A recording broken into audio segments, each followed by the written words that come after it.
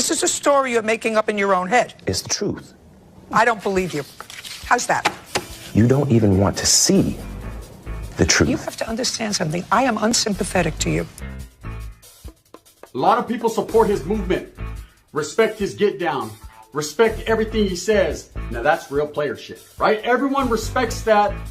But really, who is this guy?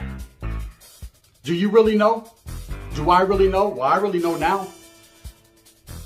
I hate to say it, Gil, but it's over, man. It's done, bro. Your filth has been found out. Something very sentimental to people's hearts, but we're gonna tell the truth. See, because there's a lot of people out here that want to tell stories, fabricate some things, speak on things they don't even know about, right? But at the end of the day, everybody has a story to tell, right? So Munchies de West Side son homasteros, homes. First and foremost, how about we tell your story? How about we speak on what you were in CYA for? Pensa la tira, Gil. I'm sorry I have to bust you out, brother, but it's the way it is, right? Gil Tejada went to CYA for lewd and lascivious acts with a 15-year-old woman, girl at that time, who's now a woman. Now, of course, his record has been expunged because once he turned 18, he got it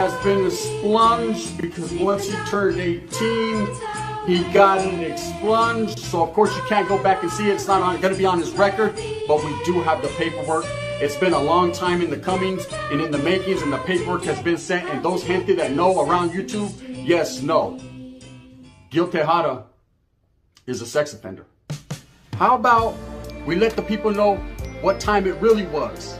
And if you think it's just me saying it, be aware that I will be bringing a special guest pretty soon, man, to do an interview that's going to tell you exactly what I said, only in his own words. And he's a very well-respected individual, and you're going to be like, God damn, man, motherfucker is respected. Lewd and lascivious acts with the 15-year-old, to which someone is already right now locking it in to get an interview with her, because she's a grown adult now and has a lot to say.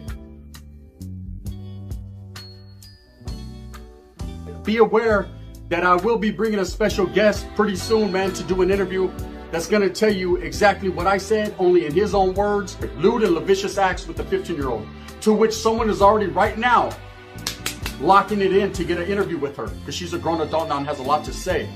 Spencer Gill, I'm not trying to be funny, but you know what you did, eh?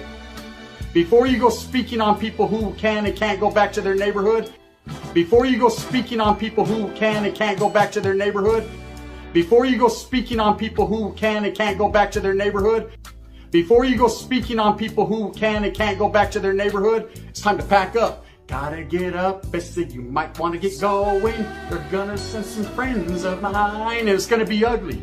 They're gonna send some friends of mine, and it's gonna be ugly. They're gonna send some friends of mine, and it's gonna be ugly.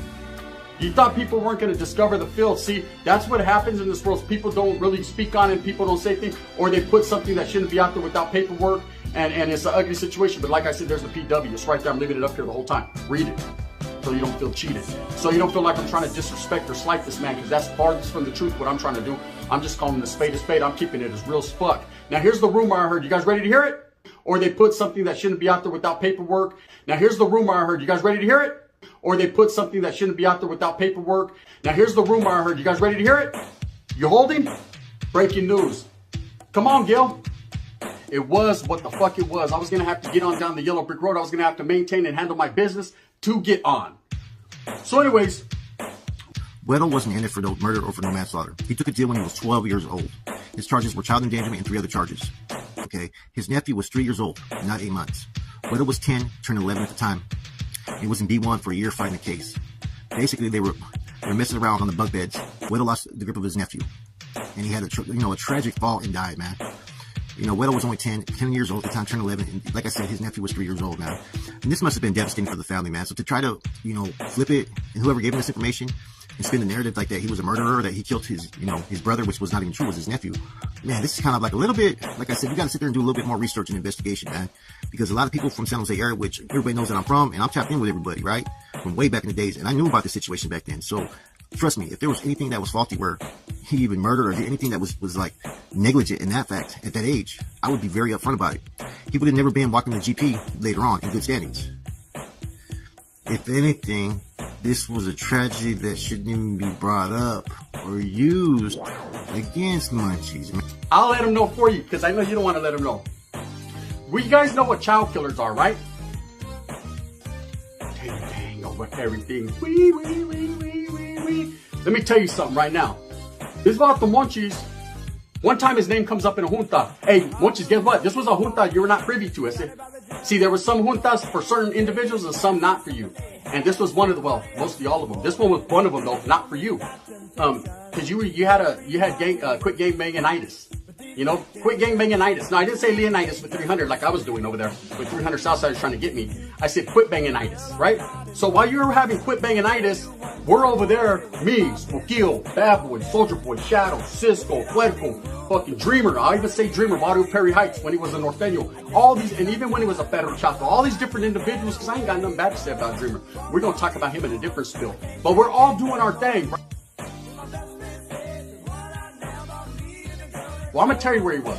He was back on Cleveland chilling. But here's the kicker. You ready, Weddle? Didn't want to do it. There's your Gucci. Listen up closely. Fans of respects on your name. I ain't got nothing bad to say about you. I don't know you, West Sid, but I'm going to tell you straight up, since you were allowing your fucking homeboy to speak on my name, here's the real deal, homeboy. Straight up facts. Your homeboy was in fucking CYA for killing a little kid, little 8-month-old baby. For killing a little kid, little 8-month-old baby. Oh, you didn't know that though, huh? Oh, you didn't know that though, huh? Oh, you didn't know that though, huh? Oh, you didn't know that though, huh? The man went to fucking, well, he was a kid too, but he went to CYA for killing a 8-month-old child. Weddle wasn't in it for no murder or for no manslaughter. He took a deal when he was 12 years old. His charges were child endangerment and 3 other charges.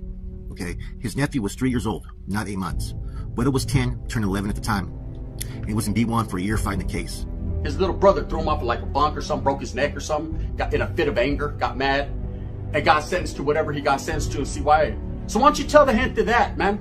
Since you like to speak on me and the rest of the homeboys like we were suckers going out, like I wasn't really in the school area functioning, like I really wasn't handling my business. So why don't you tell the hint to that, man? Since you like to speak on me and the rest of the homeboys like we were suckers going out, like I wasn't really in the school area functioning, like I really wasn't handling my business. You gotta understand, homeboy, we didn't drop you leva. You were never leva. We never got a chance. Wasn't no homeboys around you. And you can't just run something just off top because you think it's going to be used as leverage to make another person look bad because they've attacked you. So this is the truth of it, man. Imagine 10 years old, turn 11, right? Your nephew dies because you guys were playing on bunk beds, jumping around, catching him, right? And he ends up jumping from a too high of a place and your nephew dies. Now I get it. The only reason why I'm even bringing it up is because those are some pretty serious allegations, man, about being, you know, a child murderer, you know what I mean? Which is farthest from the truth. He didn't even get charged for manslaughter. You know, he was fighting this case for a year. You know, and as we know, you know, coming from the hood, man, sometimes our families don't have the attorneys or the money to go, you know, financially get someone to defend your case. But he never even pled guilty to even a murder charge or a manslaughter charge, man. I remember this situation, man, because this is during my time when I was going to juvenile hall, man. You know, it's unfortunate, man. That's something that he has to live with every day. And you think that he doesn't already regret what happened? And to call him a baby killer, man, out of left field, out of nowhere. You know what I'm saying? You're already having to deal with this, just, you know, the regret that, you know, your own family member, because you guys were playing around. And maybe you're the older one that this occurred. You don't expect this to happen, man. And that's the unfortunate thing, man, is, you know, before people start trying to sit there and attack Munchies, man, it was nothing as if anything was presented in this situation. Now, as far as why, I don't know. There's all kinds of different rumors going around, who was active, who was doing what, who was going around the handball courts, and I wasn't there, man. You know what I'm saying? I know Munchies was extremely active on the streets later on in life. That I do know. You know what I'm saying? So I'm not going to sit there and, you know, I'm not going to sit there and question anybody on that, whether their integrity or if they were getting off or whatnot, because, you know, it's interesting that people were talking positive about him before, and now all of a sudden after he gets attacked, now it's negative. So I'm gonna leave that alone. You know what I mean? I'm not gonna have any type of judgment on that, man. But you know, people got to pick and choose what they want to say when they say it. You know what I'm saying? And you know, the events that led up to all this stuff with, you know, his nephew, to be called a baby killer, though, man, that's extremely wrong, man. And people need to understand that, and that's why I'm doing that part of this video.